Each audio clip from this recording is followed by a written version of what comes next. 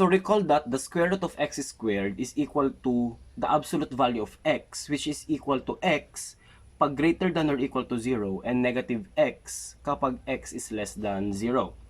And note that square root of x squared is equal to x as x approaches positive infinity.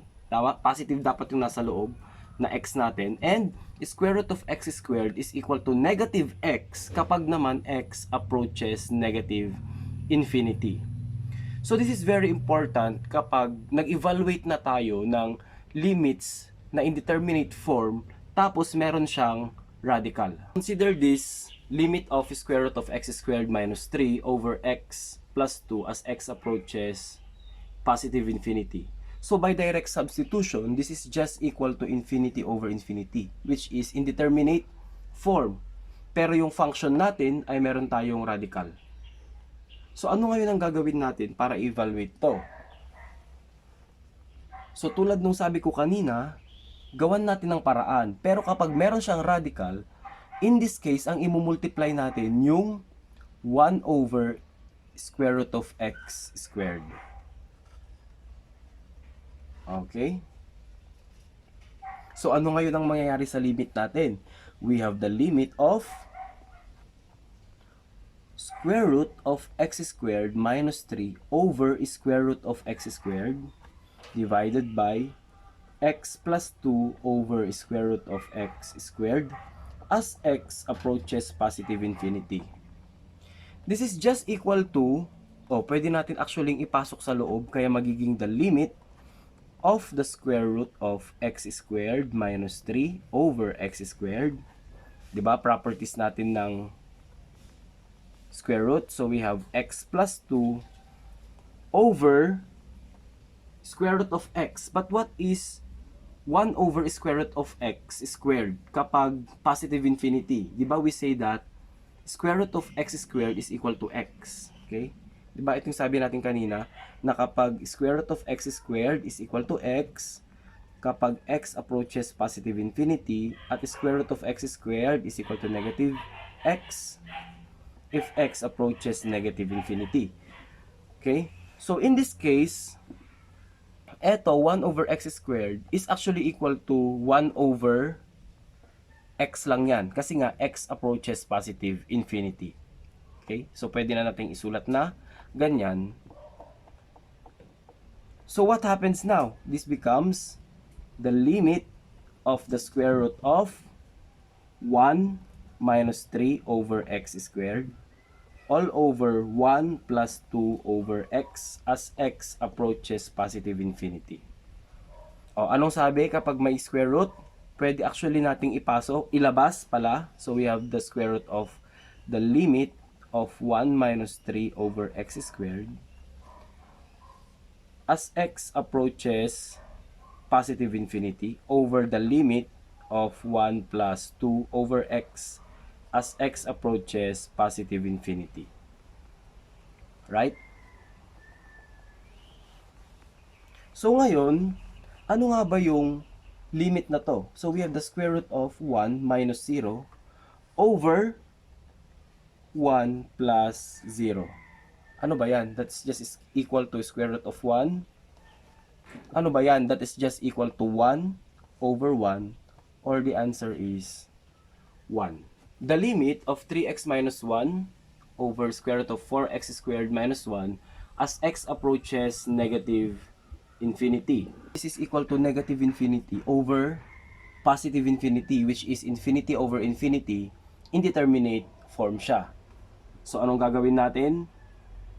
Mag-multiply na naman tayo ng 1 over square root of x squared. Okay? So since we are approaching negative infinity, etong part na to magiging 1 over negative x. Okay?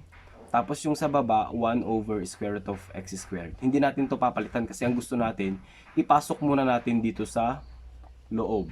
So we now have the limit of the negative of 3, okay, plus 1 over x divided by, ipasok naman natin yung sa loob. So we have square root of 4x squared over x squared as x approaches negative infinity. Or that is now equal to the limit of negative 3 plus 1 over x over, ano naman to? Square root of 4 minus 1 over x squared as x approaches negative infinity. So, pwede na natin siyang kunin. Ano ba yung limit ng negative 3? Negative 3 lang. Ito, 0 over square root of, ano yung limit nito? 4. Ito, 0. So, that is now equal to negative 3 over 2. The limit of the quantity square root of 9x squared minus x plus 3x as x approaches negative infinity. So, by direct substitution, this is 9 positive infinity minus negative infinity. So, that is positive infinity. Plus, 3 times negative infinity is negative infinity. So, we now have infinity minus infinity, which is an indeterminate form. So, in this case, anong gagawin natin? Pwede ba tayong mag-multiply agad ng 1 over square root of x squared? So, hindi pa. Okay? Ang una natin gagawin dito, mag-multiply muna tayo ng conjugate. Okay? So, we have the limit of 9x squared minus x plus 3x. So, we have the square root here. Multiplied to, ano ba yung conjugate nito? We have square root of 9x squared minus x minus 3x over square root of 9x squared minus x minus 3x as x approaches negative infinity. Okay? So, this becomes the limit of, ano ba yung nasa taas?